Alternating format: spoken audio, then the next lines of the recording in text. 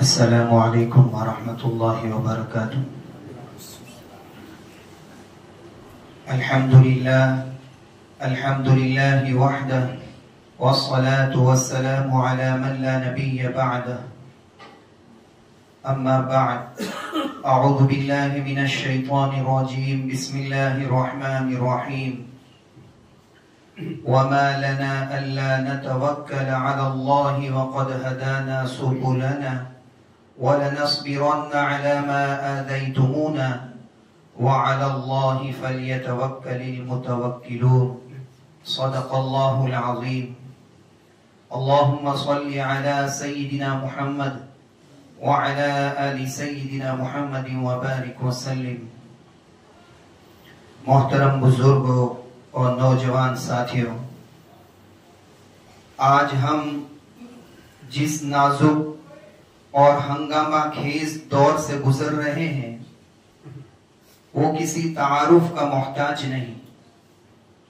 آپ اپنی نگاہیں اٹھا کر دیکھیں تو عالمی سطح پر یہ صورتحال ہے کہ پوری دنیا کی باطل طاقتیں، اسلام دشمن عناصر اور غیر مسلم قوتیں امت مسلمہ پر اس طرح یکجا ہو کر ٹوٹ پڑی ہے جسے نبی کریم صلی اللہ علیہ وسلم کے فرمان کے مطابق بھوکے لوگ کھانے کے دسترخوان پر ٹوٹ پڑتے ہیں۔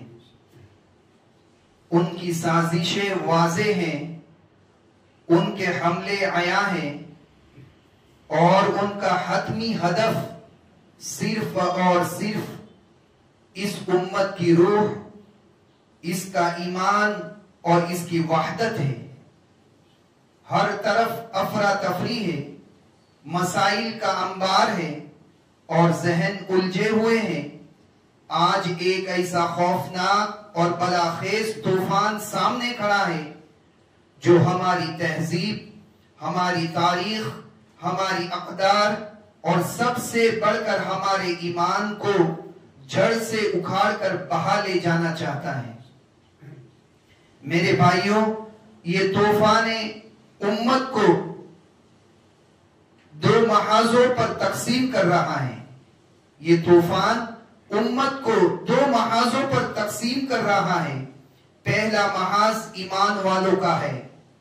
یہ وہ نفوس اور جان ہیں جو آج بھی اللہ کی رسی سے مضبوطی سے جڑے ہوئے ہیں اور ہر آزمائش کے باوجود ثابت قدمی سے ڈٹے ہوئے ہیں۔ وہ اپنے ایمان اور اسلام پر کوئی سمجھوتا کرنے کو تیار نہیں۔ ان کی زبان پر اللہ کا ذکر ہے اور ان کی نگاہوں میں آخرت کا تصور۔ اس کے برعکس دوسرا محاذ منافقین کا ہے۔ یہ وہ لوگ ہیں جن کے دلوں میں ایمان کی کوئی رمق نہیں بلکہ نفاق کی گہرائی ہے۔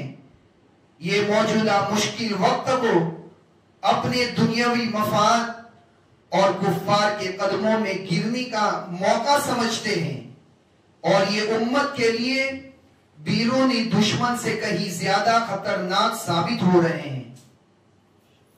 ایسے پرفتن اور آزمائشی وقت میں ہر مسلمان کے دل میں یہ سوال کسی تیر کی طرح پیوستہ ہو جاتا ہے، آخر ہم جائے تو جائے کہاں؟ وہ کون سی جگہ ہے جہاں ہم محفوظ رہ سکتے ہیں؟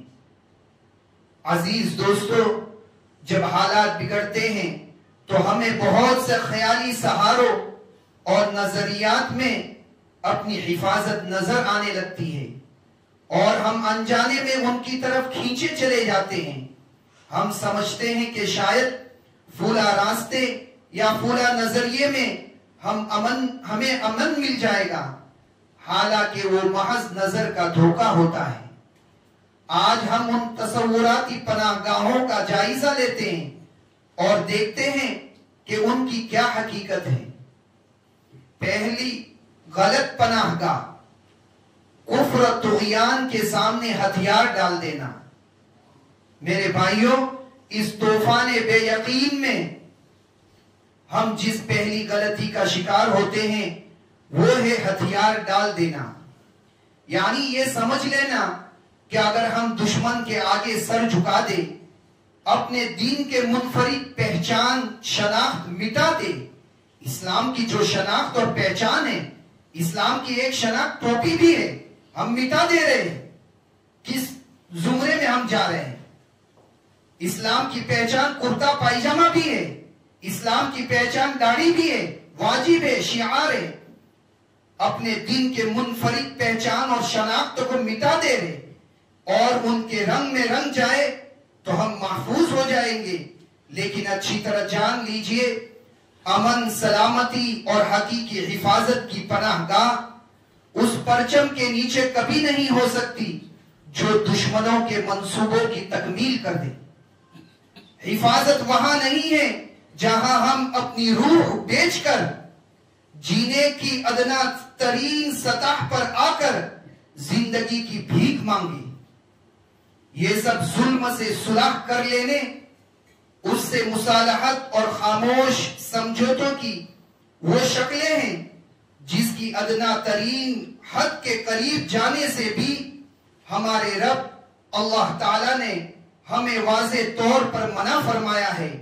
اللہ تعالیٰ نے سورہ ہود میں ہمیں خبردار کرتے ہوئے فرمایا وَلَا تَرْكَنُوا إِلَى الَّذِينَ ظَلَمُوا فَتَمَسَّكُمُ النَّارُ وَمَا لَكُم مِّن دُونِ اللَّهِ مِنْ أَوْلِيَاءَ ثُمَّ لَا تُنصَرُونَ۔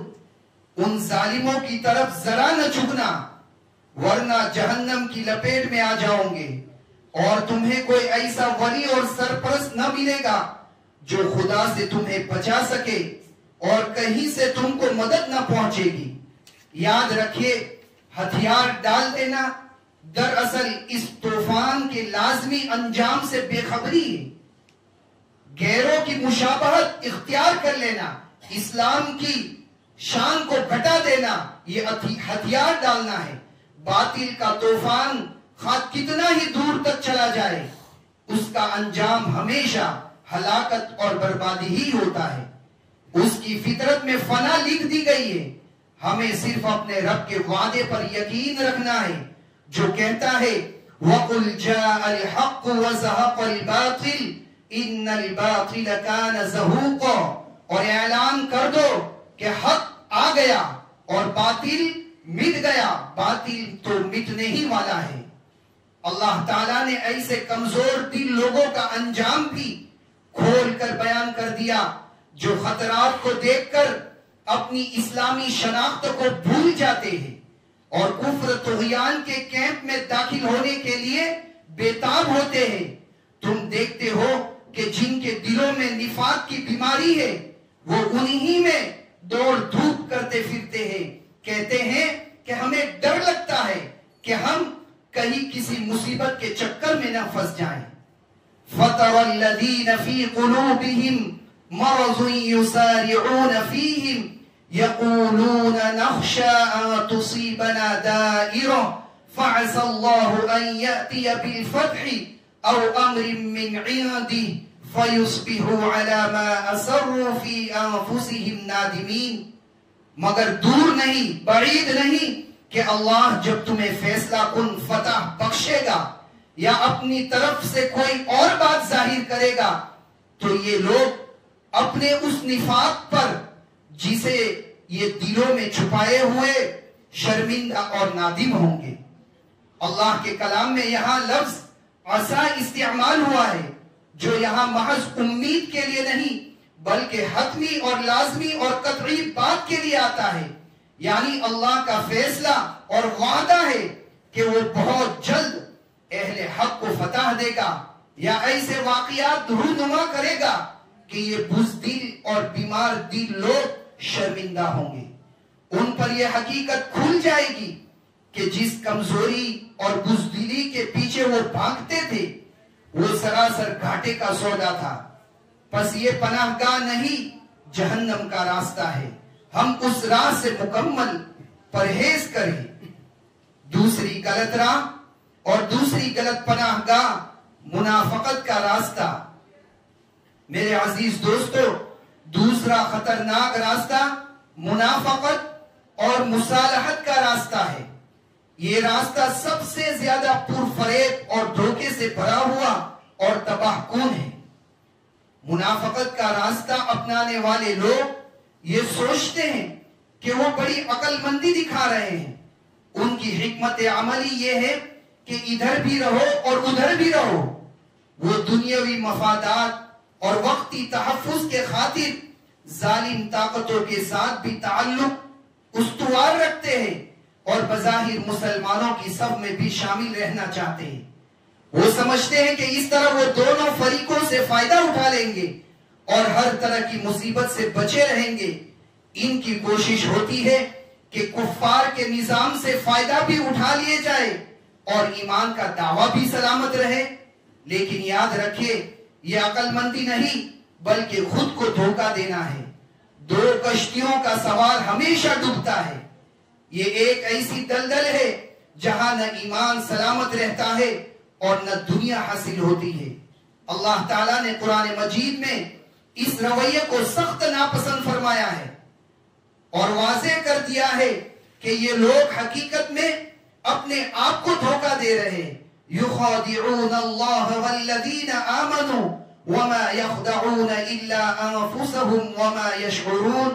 وہ اللہ اور ایمان لانے والوں کے ساتھ دھوکہ بازی کر رہے ہیں مگر دراصل وہ خود اپنے آپ ہی کو دھوکے میں ڈال رہے ہیں اور انہیں اس کا شعور بھی نہیں۔ جب مشکل وقت آتا ہے تو یہ لوگ نہ ادھر کے رہتے ہیں نہ ادھر کے، نہ تو کفار ان پر اعتماد اور بھروسہ کرتے ہیں اور نہ ہی مومنین ان پر بھروسہ کرتے ہیں۔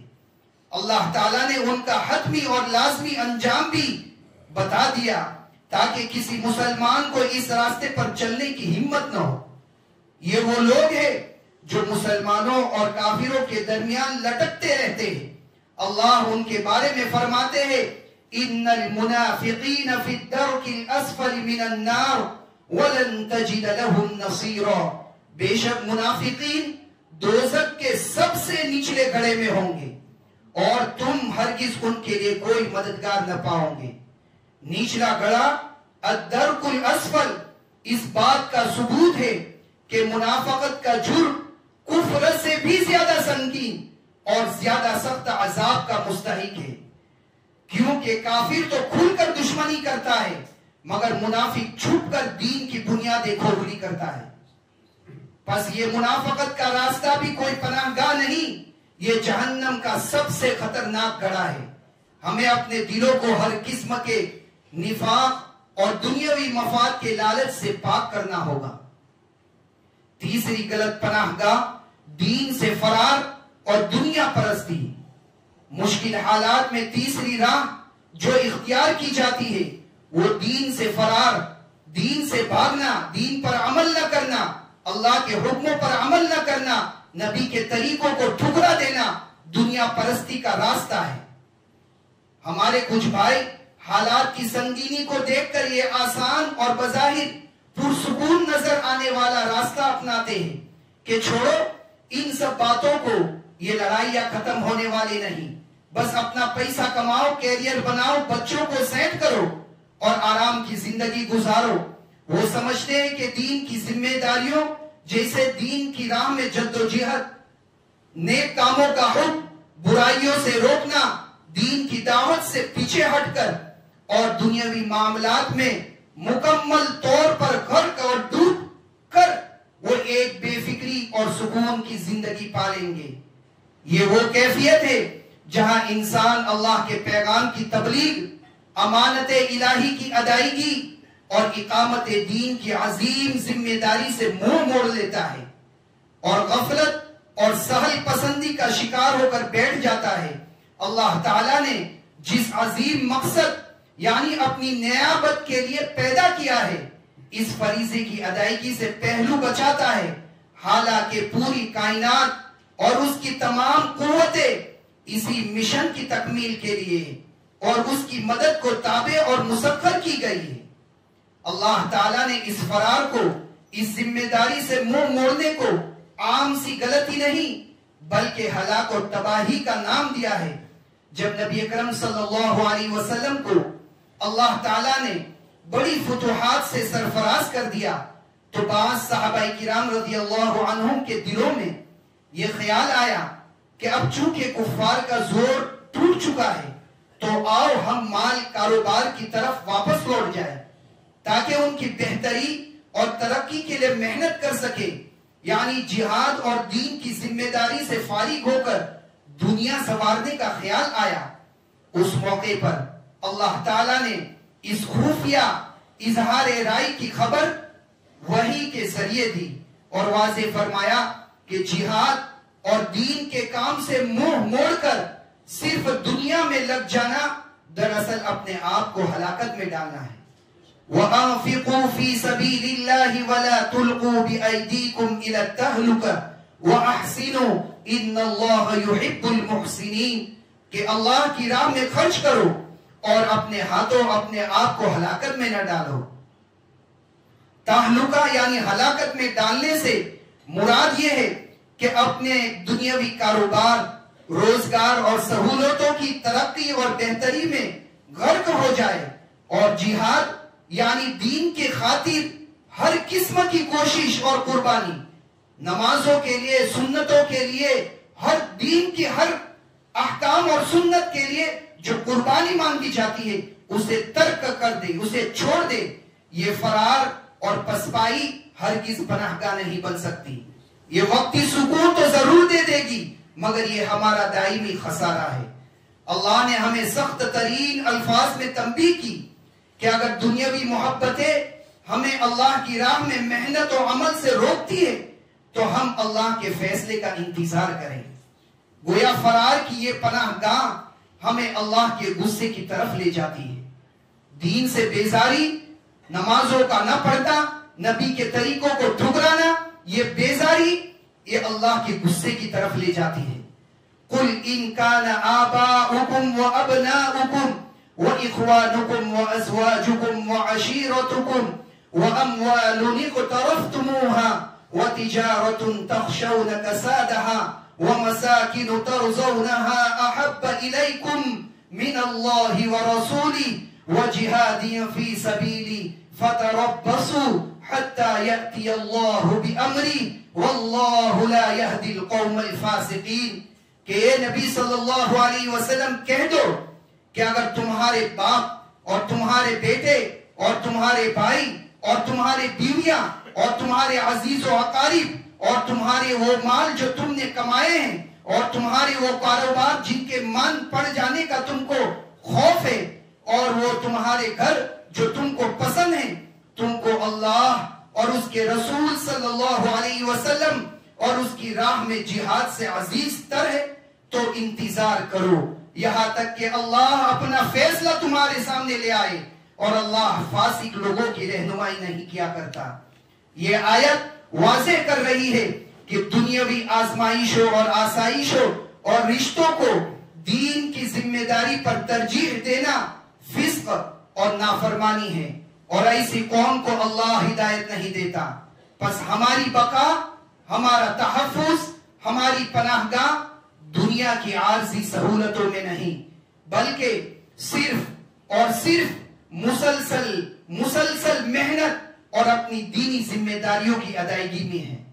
میرے بھائیوں، ہم نے وہ تمام جھوٹی پناہ گاہیں دیکھ لی ہے جو ہمارے ایمان کو ضائع کر کے ہمیں دنیا اور آخرت میں ذلیل کرتی ہے۔ ہم نے دیکھا کہ نہ ظالم طاقتوں کے سامنے ہتھیار ڈالنے میں پناہ ہے، نہ نفاق اور مصلحت میں، اور نہ ہی دین سے فرار اختیار کرنے میں۔ اب سوال یہ ہے کہ جب چاروں طرف طوفان ہے تو ہم کدھر جائیں؟ میرے عزیزوں، اس طوفان میں صرف اور صرف ایک ہی پناہ گاہ ہے، وہ ہے اللہ کی پناہ، جو ایمان اور اسلام اور استقامت کے ستونوں پر کھڑی ہے۔ اس عالمی طوفان میں جہاں ہر طرف خوف، بے یقینی اور ہلاکت ہے، دنیا اور آخرت میں اہل ایمان کے لیے ایمان اور اسلام پر جم جانے کے سوا کوئی پناہ نہیں ہے۔ ایمان ہی وہ مضبوط قلعہ ہے جس میں داخل ہونے والا ہر فرد حقیقت میں محفوظ اور مامون ہے۔ قرآن مجید ہمیں امن و سلامتی کا واحد نسخہ بتاتا ہے، الذین آمنوا ولم يلبسوا ایمانہم بظلم اولئک لہم الامن وہم مہتدون، حقیقت میں تو امن اور چین تو انہی کے لیے ہے اور راہ راستہ پر وہی ہے جو ایمان لائے اور جنہوں نے اپنے ایمان کو ظلم یعنی شرک و نفاق کے ساتھ آلودہ نہیں کیا۔ یہ آیت ہمیں پکار پکار کر بتا رہی ہے کہ اگر زندگی میں حقیقی سکون اور حفاظت چاہیے تو اپنے ایمان کو ہر قسم کی ملاوٹ سے پاک کر لو۔ اس صورتحال کا تقاضا ہے کہ ہم نہ کافروں کی کشتی میں سوار ہو نہ منافقوں کے نقش قدم پر چلے۔ ہمیں اپنے دلوں میں ایمان کو مضبوط تر کرنا ہوگا اور اللہ پر توکل اور بھروسہ کی سچائی کو دائمی طور پر اختیار کرنا ہوگا۔ یہی دو بنیادیں ہیں۔ ہماری کشتی کا سب سے بڑا لنگر ہمارا اللہ پر توکل اور بھروسہ ہے۔ ہم کیوں نہ اس ذات پر بھروسہ کریں جس نے ہمیں زندگی کی ہر راہ میں رہنمائی بخشی۔ وَمَا لَنَا أَلَّا نَتَوَكَّلَ عَلَى اللَّهِ وَقَدْ هَدَانَا سُبُلَنَا وَلَنَصْبِرَنَّ عَلَى مَا آذَيْتُمُونَا وَعَلَى اللَّهِ فَلْيَتَوَكَّلِ الْمُتَوَكِّلُونَ، اور ہم کیوں نہ اللہ پر بھروسہ کریں جبکہ ہماری زندگی کی راہوں میں اس نے ہماری رہنمائی کی ہے۔